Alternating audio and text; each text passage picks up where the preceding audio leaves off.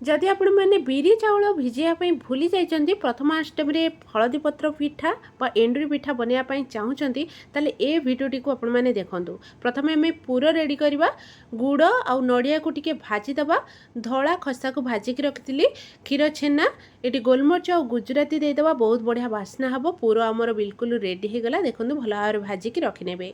Fresh fresh हलदी पत्र नहीं यहाँ परिष्कार कर धोई ने पिठा को सीझापी गोटे बाउल धीरे पानी देवा हलदी पत्र दे कपड़ा बांधिकी रखिनवा। एबे आमे आण रेडी करवा चूड़ा गोटे कप नहीं या पानी देकी परिष्कार करके भल भाव धोई ने पानी भल भाव छाणिकी या ब्लेंडिंग जहाँ धीरे देदेबा। सेम कप्रे गोटे कप दही गोटे कप सुजी देइछि गोटे कप पानी देइछि समान क्वांटिटी रखिबे अल्प लुण देकी या भल भाव बाटी आनिबे। देखंतु बढ़िया भाव में बाटिकी या बाल धीरे कभर करके 10 ରୁ 15 मिनट रखिने। सुजी बढ़िया भाव में फुली जाइए। पिठाटी आहरी सफ्ट बनवाई मुझे हाफ चामच इनो देइछि इनो देकी भल भाव में गोले ने। एबे आमे पिठा बनैबा हलदी पत्र दिहरे पिठो प्रथमे देदेबे पुर देकी या कपड़ा धीरे रखिने कभर करके आपण मैंने 5 ରୁ 7 मिनिट रखिने बढ़िया भाव में सीझीज।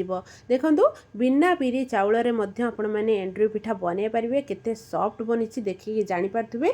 जदि आपण मैंने बिरी चाउल भिजापी भूली जाइए ताहले आपण मैंने एंडुरी पिठा बनईकी भाव में तरकारी सहित खाई एंजॉय करेंगे।